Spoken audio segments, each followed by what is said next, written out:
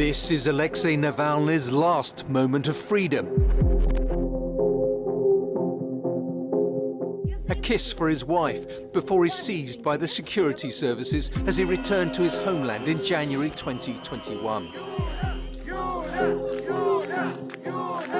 He endured imprisonment on trumped-up charges and bravely fought for his rights and those of others, still crusading against corruption while in captivity, until his death on February 16th last year. Some say the charismatic politician was killed, murdered by the Russian state for his anti-corruption attacks on the Kremlin and Russian President Vladimir Putin's cronies, which exposed the greed and graft festering at the heart of the country, fueling a system that represses millions of Russians. Alexei Navalny posed a credible threat to Putin himself, but also to those that benefited and continue benefiting from Putin's regime. And the Russian state retaliated. This is a clear-cut case of political prosecution. Not only prosecution of Navalny, but also prosecution of his thousands and thousands of supporters. Saying Navalny's name out loud now becomes a crime. Of course, Navalny wasn't the first to anger President Putin and joined a long list of Kremlin critics who died or were injured in unusual circumstances. Wagner boss Yevgeny Prigozhin died when the mercenary leader's plane exploded mid-air in August 2023. He had angered Putin with an aborted march on Moscow. In March 2018, the former Russian spy Sergei Skripal and his daughter Yulia were poisoned by Novichok in Salisbury, England. The former Russian minister and media executive Mikhail Leshin was found dead in a Washington, D.C. hotel room in November 2015. In 2013, the oligarch Boris Berezovsky was found dead in his home in Berkshire, England, in suspicious circumstances. Russian auditor Sergei Magnitsky died in prison in November 2009 after helping expose a massive scam that defrauded the state of millions of tax dollars. Earlier that year, human rights lawyer and journalist Stanislav Makalov and journalist Anastasia Baburova were assassinated in Moscow by a gunman. In November 2006, former Russian Federal Security Service officer Alexander Litvinenko was killed with radioactive polonium in London.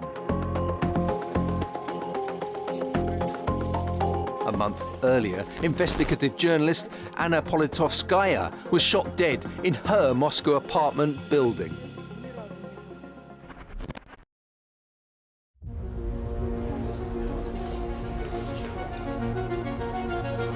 Navalny returned to Russia from Berlin, where he was recovering from an earlier attempt to poison him with Novichok, yes, the same chemical agent used on the Skripals. After falling ill on a flight from eastern Russia, he was evacuated to Germany for treatment. So why was he a top target? It was in part due to his anti-corruption work, which his Anti-Corruption Foundation broadcast in engaging videos. He was making people more politically active because he was telling them they are stealing your money now, but you can change the situation if you participate in the elections, or if you go as an observer to the elections, or if you participate in a rally in your town. That's how he was connecting these topics, corruption and politics. Through the Anti-Corruption Foundation, he exposed the vast wealth and corruption of Russian elites, including Putin himself. His and his team's investigations reached dozens of million views, proving the depth of state corruption and public corruption and inspiring political activism. Dr. Maria Amelechieva believes that despite having repeatedly increased his sentences, the authorities still feared his influence. The timing of the death suggests that the Kremlin still was afraid of what could come out because Putin was running for re-election. that was the presidential campaign. So I think there is a coincidence in terms of the timing. It tells us something about Kremlin's concern about his influence.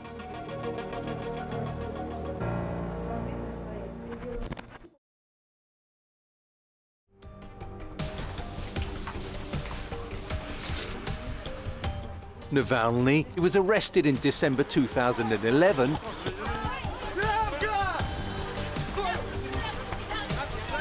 when thousands gathered in Moscow to protest against election fraud. The Echo of Moscow radio station reportedly said this was a mistake because it transformed him from an online leader to an offline one. He rose to become the regime's best-known critic and Putin's bête noire.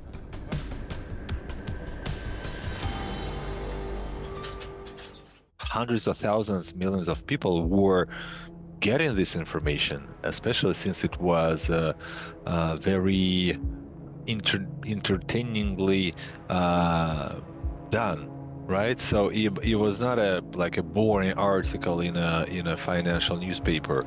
It was a very funny video about how people who are in charge of Russia over 20 plus years, how they are stealing crazy amount of money from Russians, from Russian citizens. Analysts say he was defiant in the face of the all-powerful Russian state. I think he is going to be remembered as this, witty, courageous, brave man who stood up to the pillars of Putin's regime, the corruption, this systemic corruption, and to Putin himself, who would be remembered for, again, the courage of returning back from the safety of Germany, who, despite all odds, continue leading the fight against the regime.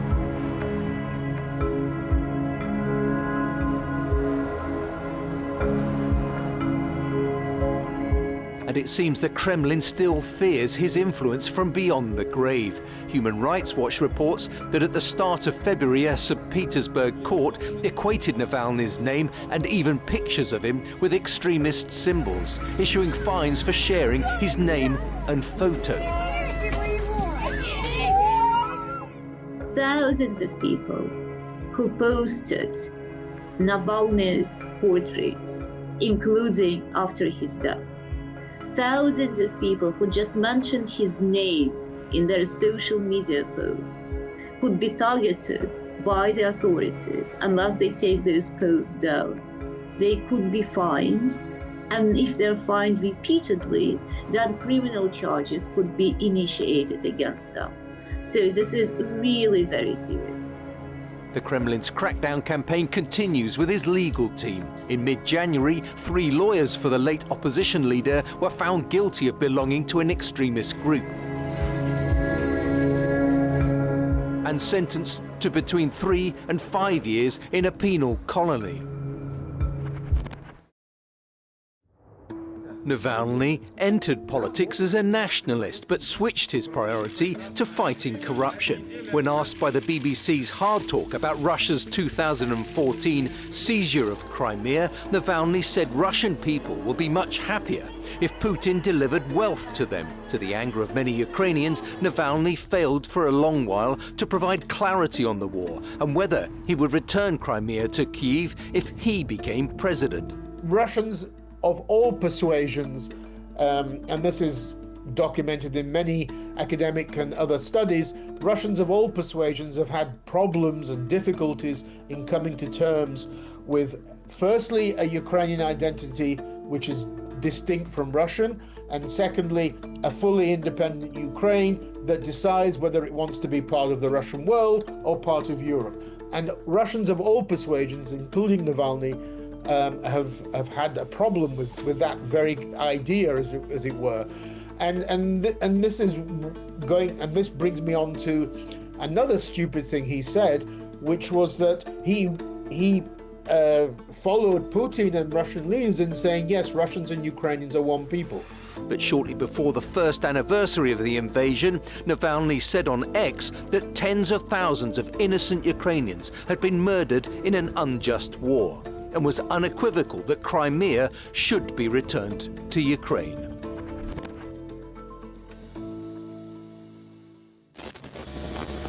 Analysts say the loss of Alexei Navalny was a big blow for Russia's opposition, where he played a massive role in mobilizing people. Navalny's smart voting strategy effectively changed the Kremlin despite crackdowns.